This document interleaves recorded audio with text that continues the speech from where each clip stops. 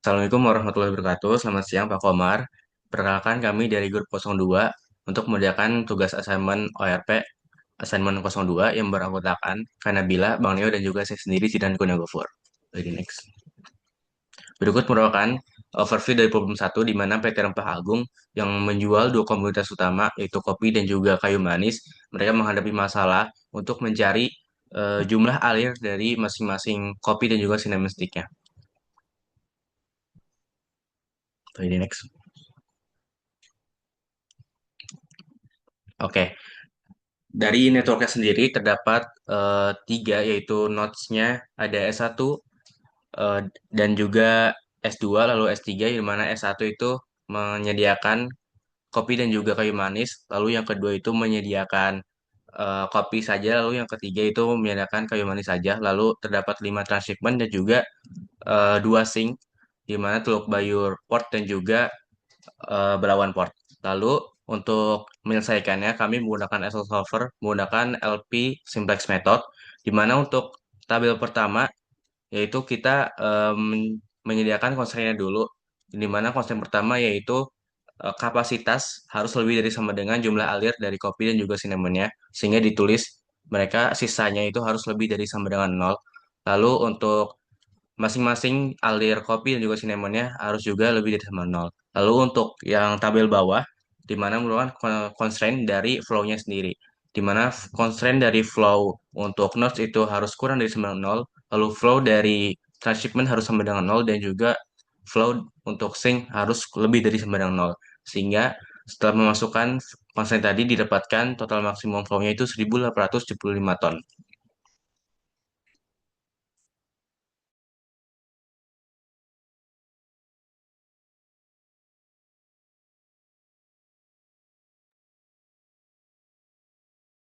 Kemudian untuk tas 3 di sini untuk tugas yang pertama kami mengidentifikasi edges minimum cut menggunakan analyzer identify minimum cut di Python. Nah, untuk demonstrasinya sendiri,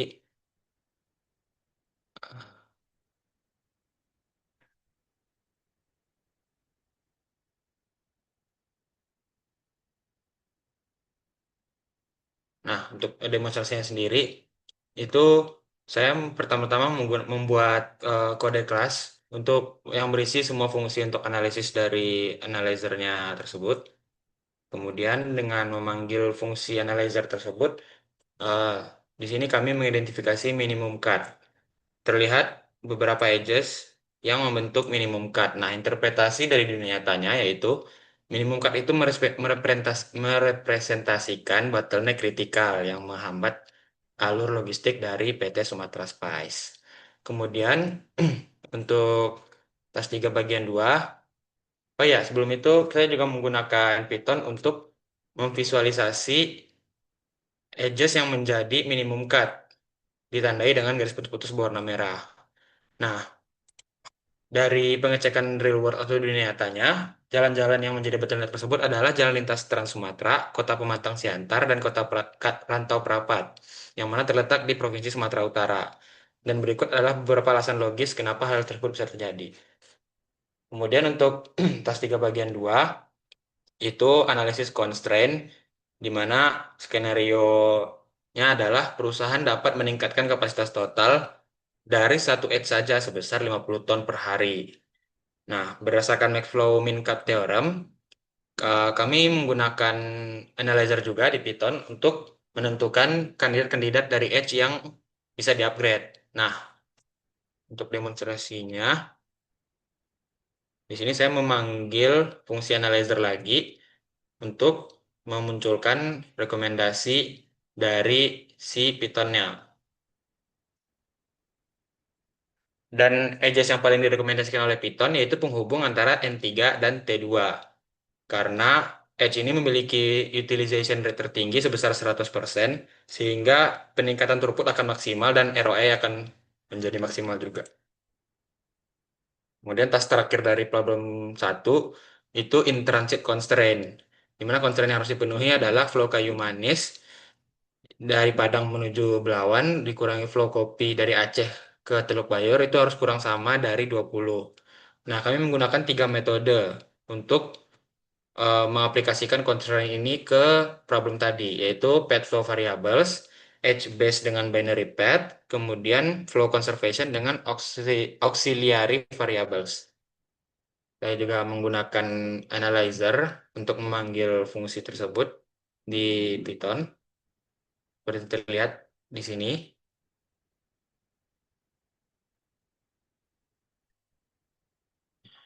Kompleksitas dari masing-masing metode tersebut yaitu metode pertama itu memerlukan enumerasi semua path sehingga eksponensial untuk grafik besar.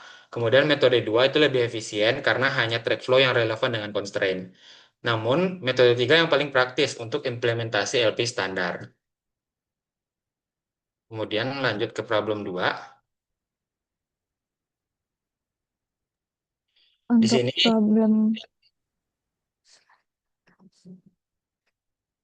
problem 2, kita sebagai project manager PT Solusi Cepat, kita diminta untuk kita punya 4 konsultan dan 4 klien project, di mana em, langsung ke task pertama aja.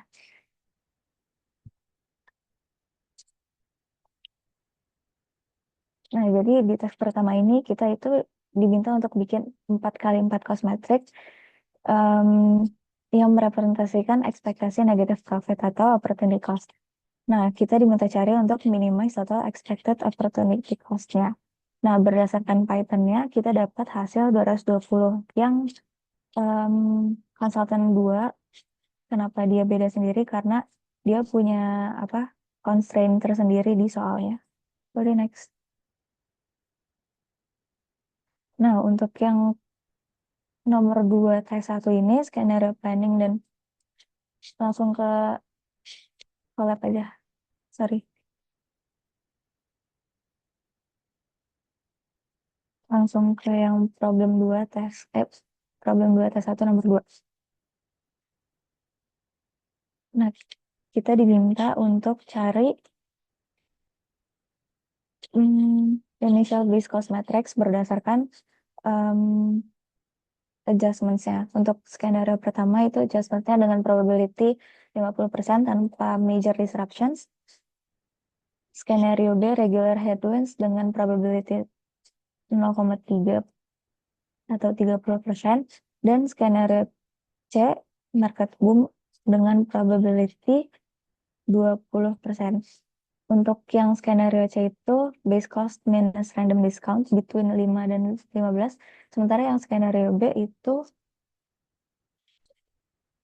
rumusnya dengan base cost plus random penalty between 5 dan 20. Hasilnya bisa dilihat di codingan terakhirnya. Untuk yang task 2, kita diminta untuk cari pakai Hungarian algorithm untuk expected cost matrix. Di, di codingannya harusnya ada untuk skenario A, skenario B, dan skenario C. Dan di bagian paling terakhirnya ada expected cost value-nya. Boleh di next.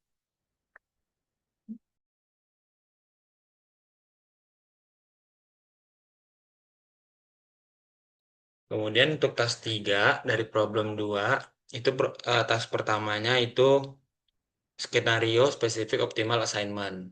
Nah, itu kami ditugaskan untuk mencari optimal assignment yang cocok dengan satu atau lebih dari total cost untuk tiap skenario. Di sini kami menggunakan Python juga untuk mencari,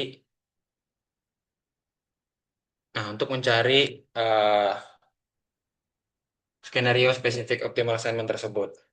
Setelah kami jalankan eh, kodenya, di sini eh, total cost yang sesuai dengan optimal assignment tersebut adalah total cost untuk skenario B dan total cost untuk skenario C. Nah,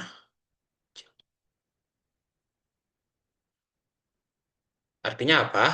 Artinya, analisis tersebut menunjukkan bahwa penugasan optimal tahap pertama merupakan keputusan terbaik yang dibuat sebelum mengetahui skenario aktual. Strategi optimal dalam kondisi ketidakpastian sama dengan strategi optimal jika kita mengetahui skenario B atau skenario C tersebut akan terjadi. Kemudian untuk tas kedua dari tas ketiga untuk problem kedua, itu kami menghitung FP atau Expected Value of Perfect Information. Nah, FP tersebut kami hitung juga menggunakan Python.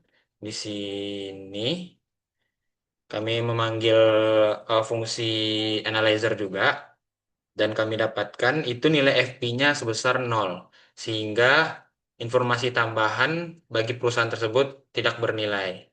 Kami juga menggunakan Python untuk memvisualisasi FP tersebut, seperti terlihat di sini. Nah, itu artinya apa? Artinya, eh, informasi tambahan yang perusahaan tersebut dapatkan itu tidak bernilai atau sama untuk setiap skenario-nya. Kemudian untuk task terakhir dari problem 2 itu ada political constraint untuk konsultan 4, di mana dia tidak boleh diassign ke P2. Nah, kami menggunakan analyzer juga di sini untuk menghitungnya. Kami diminta untuk menentukan solusi yang paling sederhana dan paling elegan. Nah, di sini kami ngeset cost ke dalam angka infinity atau nilai yang sangat besar atau tak hingga.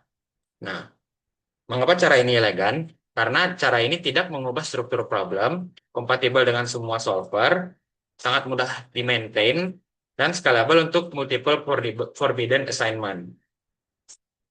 Kami menggunakan Hungarian algorithm untuk meminimalkan total cost dengan setting cost sama dengan infinity untuk forbidden assignment. Sehingga algoritma tersebut akan selalu memilih assignment lain yang costnya infinite. Demonstrasinya ada di ini untuk tas 3.3 atau political constraint-nya.